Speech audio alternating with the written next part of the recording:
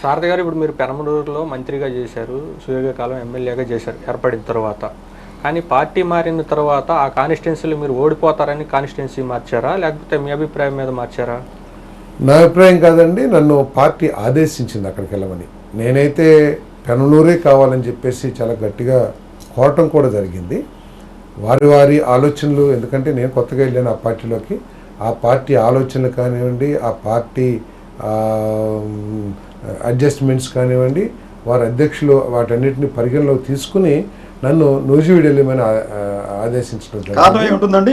ఏమైనా అవినీతి ఆరోపణలు ఉన్నాయంటారా? లేకపోతే what is the main reason? Nothing doing. అక్కడ బీసీస్ ఎక్కువ ఉన్నారు. తెలుగుదేశం పార్టీ నిర్ణయం ప్రకారం నూజివీడు నియోజకవర్గం ఎప్పుడు బీసీస్కి ఇవ్వాలనే ఒక ఆలోచనలో ఆ పార్టీ ఉన్నట్లు నాకు అనిపించింది. కాబట్టి నన్ను ఇంతకుముందు కూడా బీసీ అభ్యర్థికే ఇవ్వటం జరిగింది. మీరు బీసీగా నూజివీడులో ఎక్కువ ఓట్లని అక్కడ పంపించారు అన్నారు కదా, వాళ్ళ విధానం అన్నాను. తెలుగుదేశం పార్టీ ఆ నియోజకవర్గాన్ని బలహీన వర్గాలకి ఇవ్వాలనే ఆలోచనలో ఆ పార్టీ ఉంది. కరెక్టే, ఏదైనా పంపించడమైనా వాళ్ళ విధానమైనా ఏదైనా ఒకటే మాట.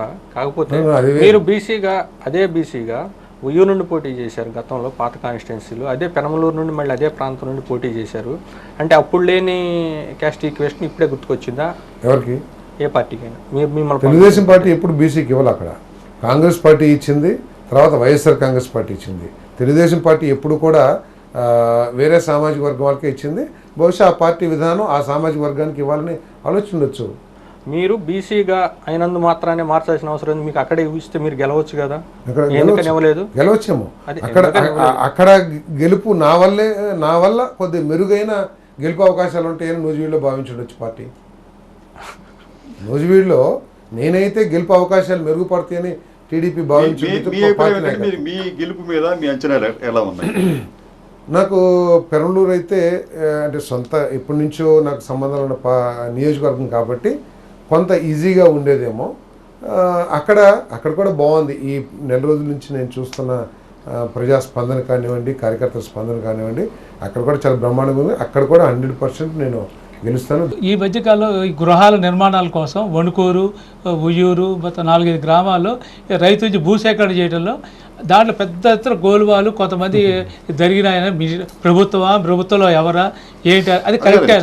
అక్కడ దాదాపు 470 ఎకరాలు మీరు సేకరించారు మీ నియోజకవర్గం. దాంట్లో కొన్ని లక్షల స్కామ్ చేతులు మారాయి అనేది. చేతులు మారటం కాదు, కొంతమంది ప్రత్యక్షంగా మీ మీద ఆరోపణలు చేశారు. ఆరోపణలు అన్నారు మీరు? అదే ఆరోపణలే సార్, ఆరోపణలు అన్నారు మీరు. ఇది చాలా ట్రాన్స్పరెంట్గానే వాళ్ళు ఒక ల్యాండ్ ఎక్విజిషన్ చట్టం ఏ విధంగా ఉందో, ల్యాండ్ ఎక్విజిషన్ చట్టాన్ని బట్టి వాళ్ళు ధర నిర్ణయించి వారితో అగ్రిమెంట్ చేసుకున్న ధరని ప్రభుత్వం వాళ్ళకి చెల్లించింది. దీనిలో ఎక్కడ నేనేమన్నా 400 ఎకరాల్లో 100 ఎకరాల ముందు కొనుక్కుని తర్వాత ప్రభుత్వానికి ఇస్తే మీరేమన్నా నేను అవినీతి చేశానని చెప్పవచ్చు. నేరుగా రైతే ప్రభుత్వంతో అగ్రిమెంట్ చేసుకున్నాడు, ప్రభుత్వమే నేరుగా వారికి అకౌంట్ ద్వారా ట్రాన్స్ఫర్ చేసింది. ప్రభుత్వం అంత పారదర్శకంగా అవినీతి లేకుండా కాంట్రాక్టులు బాగానే చేస్తుంది అనమాట. 100% నేను చెప్తున్నా కదా.